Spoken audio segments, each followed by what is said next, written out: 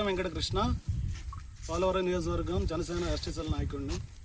గత 2 రోజులుగా పెత్తందారులు మాటలు విని పోలవరం శాసనసభ్యులు శ్రీ బాలరాజు గారిపై మెట్ట బుచ్చురాజు అనే వ్యక్తి అవాస్తవమైన ఆరోపణలు నేను తీవ్రంగా ఖండిస్తున్నాను. మరి ఆయన మాట్లాడుతూ పెత్తందారి లేకపోతే నీకు ఎమ్మెల్యే టికెట్లు ఎలా వచ్చింది అని అడిగారు. ఆయన చిరి బాలరాజు గారు మరి గత 10 సంవత్సరాల నుండి పార్టీ కోసం కష్టపడి పనిచేస్తూ పోలవరం ప్రజల మన్నలను పొంది మరి 2 సార్లు ఆయన ఎమ్మెల్యే టికెట్ తెచ్చుకున్నారు. అది పెత్తందారి వ్యవస్థ చెప్తేనే కానీ ఇవ్వలేదు. అది ఆయన కష్టాన్ని చూసి మరి ఆయన పోలవరంలో నియోజకవర్గం మొత్తం తిరిగి మరి కరోనా టైంలో కానీ వరదల టైంలో కానీ ఆయన చేసిన సేవలను గుర్తించి అధిష్టానం శ్రీ కొణిదెల పవన్ కళ్యాణ్ గారు చిరి బాలరాజు గారికి టికెట్ ఇవ్వడం జరిగింది. అలాగే బుచ్చిరాజు నువ్వు మాట్లాడుతూ అన్నావు, మరి బాలరాజు నువ్వు ఎవరికైనా తెలుసా అన్నావు. బాలరాజు గారు ఎందుకు తెలియదు పోలవరం నియోజకవర్గంలో నేను ప్రశ్నిస్తున్నాను. గత 10 సంవత్సరాల నుండి ఊరు వాడ ఆయన తిరిగి ఎన్ని సేవా కార్యక్రమాలు చేశారో నీకు తెలియదా బుచ్చిరాజు? నేను ప్రశ్నిస్తున్నాను.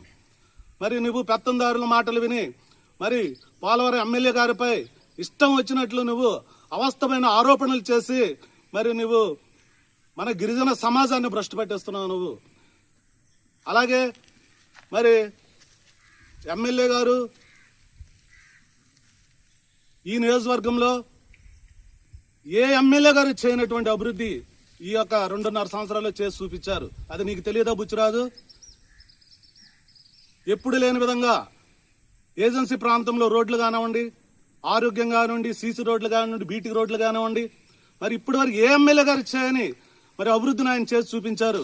అవి నీ కంటికి కనబడతలేదా బుచ్చిరాజు? నీకు ఇష్టం వచ్చినట్లు మరి పెత్తందారి వ్యవస్థ ఏది చెప్తే అది నోటికొచ్చినట్టు మాట్లాడుతూ మరి మరి నీ కొమ్మని నువ్వే నరుక్కుంటున్నావు. నువ్వే అసలు ఎవరు? నువ్వు అసలు ఏ పార్టీలో నుండి వచ్చావు? నువ్వు వైసీపీలో నుండి 2023లో వచ్చావు.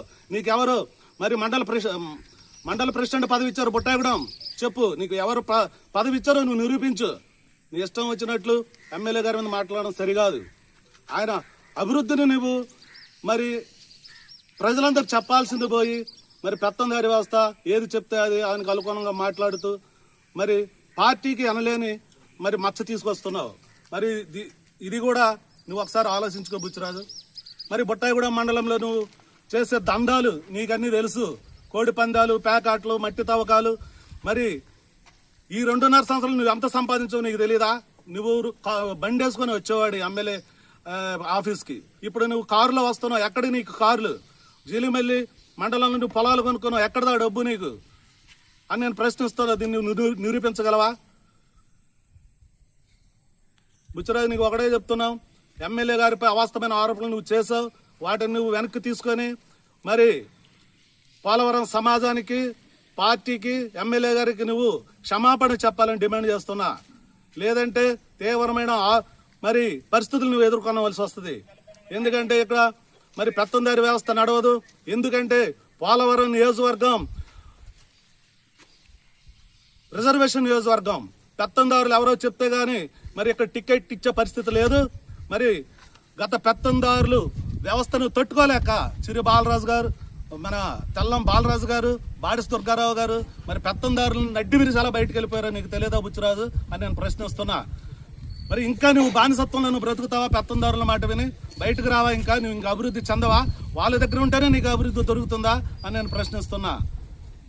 కాబట్టి బుచ్చిరాజు, ఇక్కడ నుండైనా నువ్వు మరి చిరి బాలరాజు గారిపై అవాస్తవమైన ఆరోపణలు మాని పార్టీ కోసం నువ్వు పనిచేయి. లేదా మరి నీకేది కావాలో, అభివృద్ధి ఏం కావాలో పోలవరానికి అది ఎమ్మెల్యే గారిని అడిగి నువ్వు మరి అభివృద్ధి చేసుకోవాలని నేను కోరుతున్నా. అంతేగాని నీకు ఇష్టం వచ్చినట్లు కానీ ఇంకోసారి కానీ ఎమ్మెల్యే గారిపై తీవ్రమైన పదజాలాలతో మరి ఆయన్ని కించపరిచినట్టు మాట్లాడితే మాత్రం మరి చూస్తూ ఊరుకోమని ఈ యొక్క ప్రెస్ మీట్ ద్వారా తెలియజేస్తున్నా. అలాగే భవిష్యత్తులో పెత్తందారి వ్యవస్థ పోలవరం నియోజకవర్గంలో లేకుండా చిర్రి బాలరాజు గారు మన పార్టీని నడిపిస్తారు.